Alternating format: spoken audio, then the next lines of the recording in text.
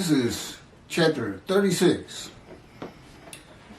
of the book Isaiah 53 and the Day of the Lord. Dictated to me by God Himself. I am His righteous servant Moshiach, His prophet like Moses, to deliver 2 covenants, and the righteous servant Elijah, who was taken to heaven. Specifically, only him in the Hebrew Bible, and he returns in the day of the Lord. As the messenger of God, he receives the covenant of Jeremiah 31 from the angel of the covenant that you desire. Because I know that angel. I know him well. And that's what you would expect of Elijah. Elijah, tell us about him. Prove you're Elijah. Well, it's in the book that God dictated His command and direction. Keith, do this, do that. Write this down. Here's the title. Go to the Jewish library. Look up everything you can on Holy Spirit. And then tell me what paragraphs to copy. By pointing my head and my eyes at them.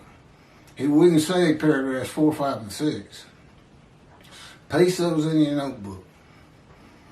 And then we'll put it on WordPress. That's how it went. Just as he dictated the Torah to Moses and the rest of the Hebrew Bible to the various prophets, for the most part, the leading characters of every book.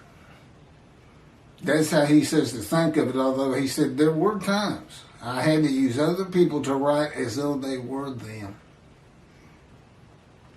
So, this is, I have done all 50 of the chapters of this book before. It was about 2 years ago, but they've become just worn down. You know, some of you can't even hardly see me, much less hear me. So we're redoing the entire book. And when you see a post of mine, a stamp as they call it, you'll see chapters in brackets right at the beginning before you even see the title. That means it's one of the new ones. And again, we're on 36 right now. Born, trying to get in the center of the camera here. Born with iniquity. Psalm 51, verse 7. David speaking. King David. Indeed, I was born with iniquity, with sin. My mother conceived me. I bet that surprises a lot of people. Rashi's commentary with the Chabad translation to English at the Chabad site, I think it's chabad.org. Behold, with iniquity I was formed. Now how could I not sin when the main part of my creation was through coitus, the source of my iniquities? Another explanation, Rashi says, the main part of my creation is from a male and a female, both of whom are full of iniquity. There are many midrashim to this verse, but they do not fit the context of the song. Conceives me, Hebrew, an expression of heat. And this is from Genesis chapter 30, verse 38. And they came into heat when they came to drink. It's the same word. In the days of David, men had many wives and many concubines, as is well known with his son Solomon. The iniquity came from his father, Jesse, fathering a child with a woman outside of the tribes, against the laws of God.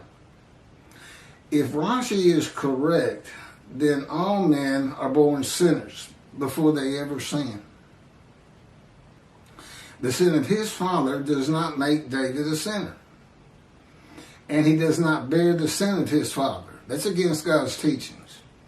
He is no one can bear the sins of anybody else. period. That's God's teaching. That includes Jesus Christ.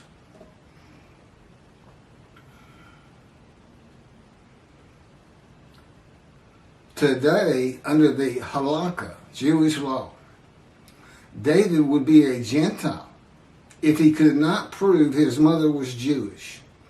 This would explain a story creating a Jewish mother for David in the Talmud that you cannot find in the Hebrew Bible. Something made up by men. God says, "Be careful to observe only that which I enjoin upon you, neither add to it nor take away from it." That's from Deuteronomy chapter 13, verse 1. While this applied to the laws of God given to Moses, it is applicable to all the Hebrew Bible. See, most people, Orthodox religious Jews believe that God dictated the Torah to Moses. And I would think the primary reason is, how can he know all this? It's the same reason this is the first proof of who I am that God gave me. 2 books. Because you have to ask yourself, how does he know all these things? Our rabbis and sages from the beginning of time to today do not know. It'd be like one of the Israelites going to Moses and saying, "How do we know God talks to you?" And Moses could hand him the scroll of Leviticus and say, "How do you think I wrote that?"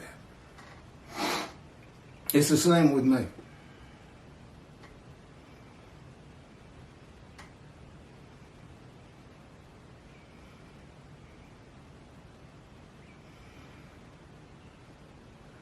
This is an example of the stories and lore of the Talmud at times, taking from the meaning and lessons of God, stories and songs. If God wanted stories that showed all the central men and women as Jewish, he would have had it written that way. Elijah and the captain of the Lord's hosts were not Jewish, they were Gentiles. That's clear. And David cannot be proven to have been Jewish. There's nothing in the Bible that tells us his mother was Jewish. And that's all we would have. David was a savage warrior. When in exile for 1 year and 4 months with the Philistines, he went out and killed enemies of God.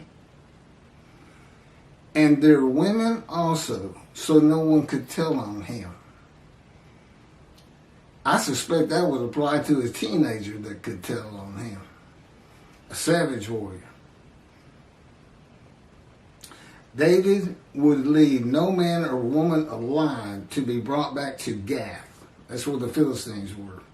For he thought they might tell about us. David did this. Such was his practice as long as he stayed in the territory of the Philistines. That's in 1 Samuel chapter 27, verse 11. David was also a teacher of righteousness, morality, justice, and faithfulness, and a great leader. He is confessing a deep emotional pain in a psalm for all to read. And it is a lesson of the pain of interfaith marriages. For children.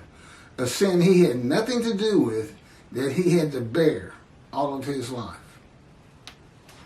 Okay, the next chapter is chapter 37, Maimonides, the Rambam.